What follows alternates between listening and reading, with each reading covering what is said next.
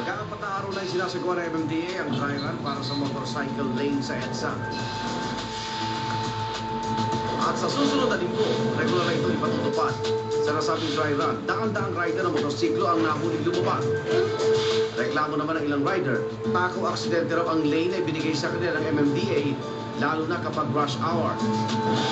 Tila di rin daw tama na pinapayagang pumasok sa motorcycle lane ang mga pampribadong sasakyan. Kaya naman may mga suggestion sila sa ahensya para mas maging ligtas sila kapag dumadaan dito. Ang ipinapatupad ng motorcycle lane sa EDSA, yan ating tatalakayin ngayon.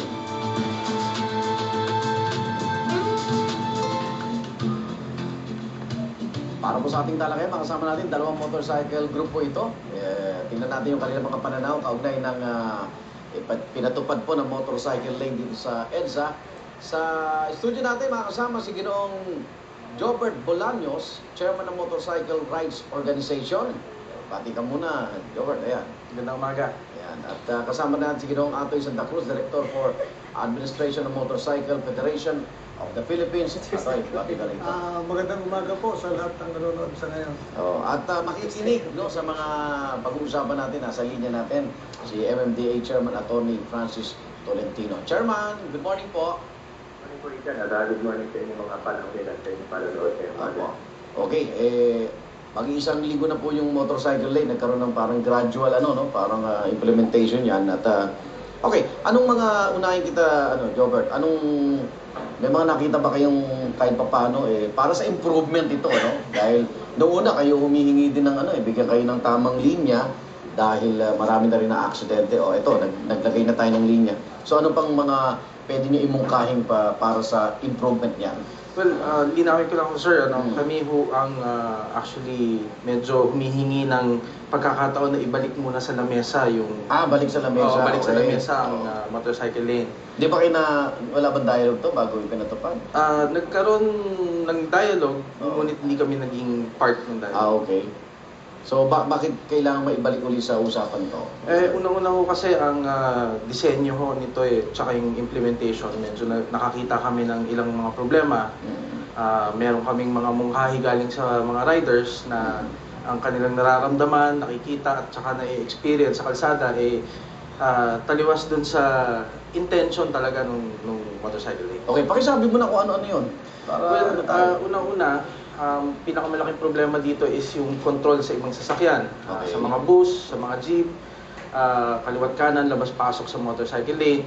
So, ang mga rider, nakikipag-patintero sa kanila. Tapos... pero nung wala pa yung lane, ganun din naman sila, di ba? Ganun din nga ho. Delikado rin. Pero ang masasabi ko lang ho kasi, the lane is ideal. Maganda ho yung ideya ng lane. Nakuha namin, may sumisingit na bus. Ito ho, yung aksidente nga ho nakuha. Dapat nandun lang sa yellow lane. Ang nangyayari ho kasi, yung mga rider sa gitna ng lane, nagiging target ng mga ibang sasakyan. So, iyan ho yung aming... ayun, jeep naman. Yan yung mga na-experience nila araw-araw. So, mas nanganib ba sila nung may motorcycle lane kaysa nung wala? Tumaas ang kanilang takot, tumaas ang risk, at maraming umiwas sa may mga kalsada. aksidente ba? Wala naman. Meron ho. Meron na? Mas marami na kaysa nung walang motorcycle lane? Hindi naman ho, wala pa naman ho tayong fatal except nitong bago na-implement yung sa EDSA, meron hong 2 fatality. Pero yung sa Commonwealth at saka yung sa Makapagal, so far wala. Pero sa Makapagal, meron tayo isang malubha. Si Eric ho ng Suzuki Riders, hanggang ngayon nasa ospital. December pa ho siya na-disglasan. Okay.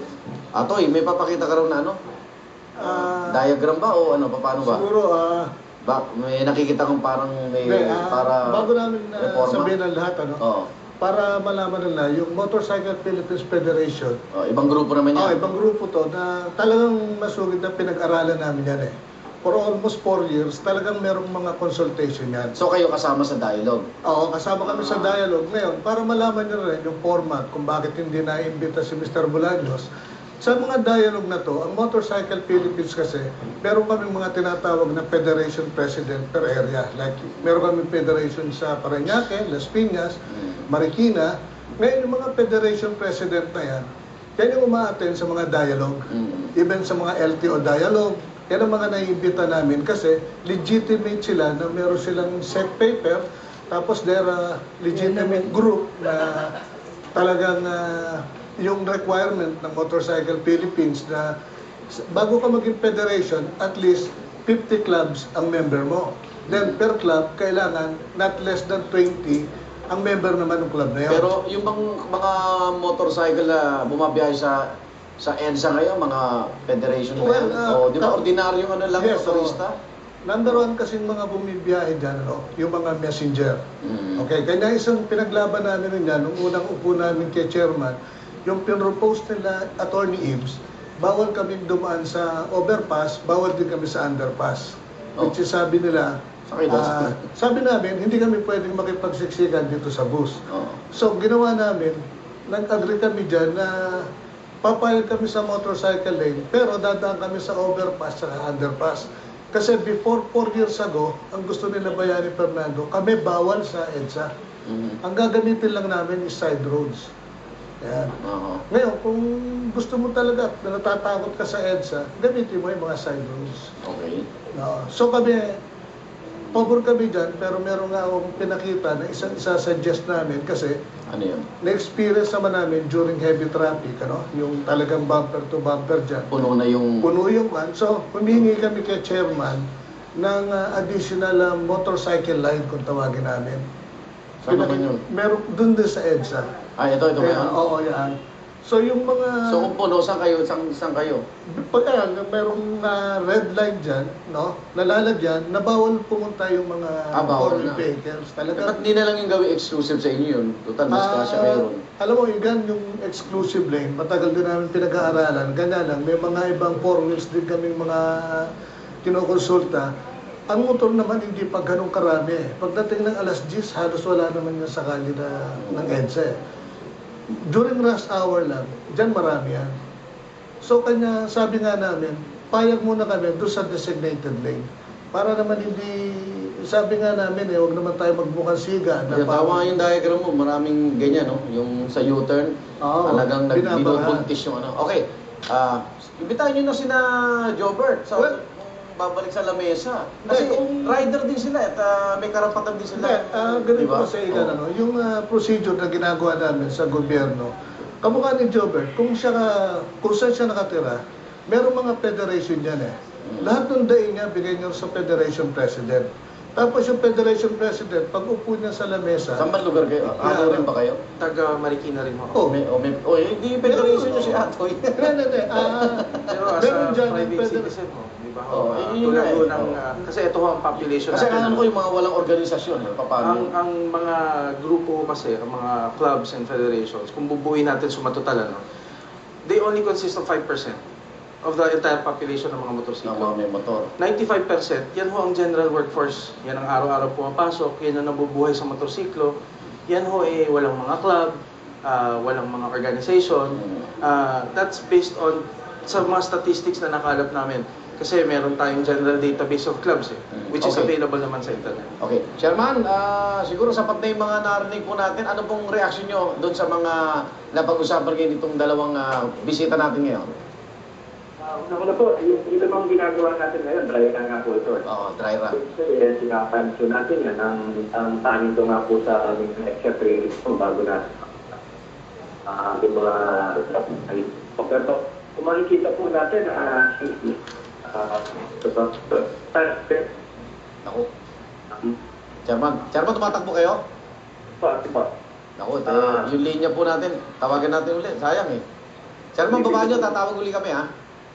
Okay lang po. Okay. Tawagan natin habang binabasa ko yung opinion na binigay sa atin ni Simon Jakiri Blas sa ating fanpage ito. Matagumpay, kahit papaano ay nabawasan ng mga aksidente kaunay sa motorsiklo, kaya dapat mas pagbutihin at pagtibayin pa pagbabantay sa mga pasaway ng motorcycle drivers. Okay. Chairman, good morning ulit. Ako, yung sinasabi Ayan, ko po kanina, simula ako natutunan. Masama talaga. Chairman, masama po. Teka, Yung first day po natin, Ayan. Okay. yung first day natin, ang violators po na-apprehend, 1,403. Nung second day, 865. Kahapon po ay 642. Ibig sabihin po, Bumababa. nagko-comply na po yung mga riders. O nalalaman nila na may lanes na. Oh. So, hindi po ito, hindi pa po natin yung pagkakataon ito, ma-fine-tune natin. At bukas naman po yung ating tanggapan kung meron pa kung dapat ayusin. Okay. So, ang dry run hanggang kailan, Chairman? Hanggang Monday po, full implementation na po ito. Okay. Pero, yun na po yung pagpapatupad ng yung mga fines na... Chairman, si Joberto ng Motorcycle Rights Organization humihingi ng dialogue. Bukas po yung ating tanggapan na siguro makipag-ugnayan din po tayo dun sa Positibo rin ilang... sila. Tama po yung sinabi kanina ni Atoy na may federation po sila eh. Hindi po dapat na iba't ibang grupo. So yung kausap ng MTO, yung kausap ng MMDA, mas gusto po namin isahan na lang po yan. At sa ganun po masolusyonan natin ng mas malawakan. Okay. Chairman, good luck. Maraming salamat po. Maraming salamat din po. Magandang umaga. Okay. Opinion naman ni Dan Gonzaga kung si Atoy Santa Cruz, nabanggit ka, ang Motorcycle Philippine Federation na isa sa mga nag-propose daw ng motorcycle lane. Hindi, umaalma ka ba? Hindi naman. Sabi, umaalma na at humingin gawing exclusive sa mga motor yung lane. Meaning, nakita niya rin na hindi solusyon yung... Hindi, napaliwanag niyo po kanina. Napaliwanag mo na, sabi kay Dan. Okay, kayo bang lahat ay nadaan na sa EDSA araw-araw? Paano yung nasabing tagumpay? Hindi naman motorcycle ang pangunahing sanhi ng traffic at aksidente sa EDSA. Ano ba? Bus. Bus naman. Alam ng GMA yan kasi sila nagre-report. February 14, araw na inumpisa ng motorcycle lane sa EDSA, dalawang motorcycle driver patay sa aksidente sa magkaibang lokasyon sa EDSA. Anyway, kaya nga pinag-usapan natin para mas ma-improve itong motorcycle lane. At last message, Atoy, sa mga nagmumotor dyan. Oy, ano pala, gusto ko bigyan pa siya sa mga fast food. Kasi sabi ko nga, matagal ko na na-observan, design ang motor na hindi dapat nilalagyan ng extra, di ba? Parang... Meron po talagang provision na kasi nawawala yung balanse nila eh. Nagmamadali sila para merong sukat, may tamang sukat, may tamang timbang. Meron tamang sukat na pirmado si Asex Swansea, pirmado rin ni Mendoza, Secretary Mendoza ng DOTC, na talaga meron tamang sukat yung... tamang sukat, hindi kasi yung pizza. Ang isa pang anak ko namin ngayon dyan, meron na kami mga programa ngayon sa Motorcycle Philippines, no? Kasama namin ng LTO. Papasalamat na ako kay Asek Torres, pinigyan kami ng pagkakataon. Meron kaming programa na talagang tinetrain namin ng libre. No? Kasama namin ng LTO. Meron kaming programa ngayon sa LTO na miski na sinong riders pwede pumunta ron, matitrain ng libre yan. Twice a month yan, nagbibigay kami ng safety seminar, tapos in-improve namin ngayon pati sa pagkuha ng lisensya. Ayan, okay. O Jobert, yung ilang mga hindi member ng federation, madalas ko makita may naka-earphone. Hindi na tuloy naririnig mga busina namin. Actually, base dyan sa earphone yan, hindi naman ho talaga dapat nagsusuot ng earphone. Meron hong motorcycle speaker na tinatawag na nakakabit sa helmet, pero pagdating nun sa mga regular, hindi mo talaga dapat. Pero ito kasi walang hindi sila nare-regulate, di ba? Kanya-kanya silang biyahe. Walang helmet. Hindi, kaya iga na. Andito kami talaga, itong MCPF, sa 7 years na nagka-campaign kami talaga dyan. So, kanya siguro kami na-recognize din ng gobyerno. Nakita nila buong probinsya, nagbibigay kami ng safety seminar kasama namin ng LTO. Para masalam Pinipilit namin talagang ma-educate yung mga rider.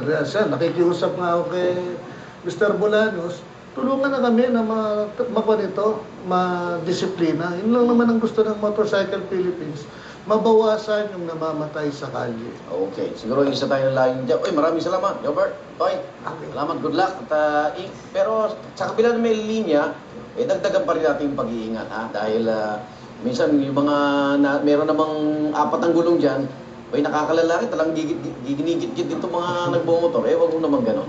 Okay, walang exclusive na may-ari ng EDSA. Maraming salamat sa ating mga naging bisita. Magbabalik po unang yun.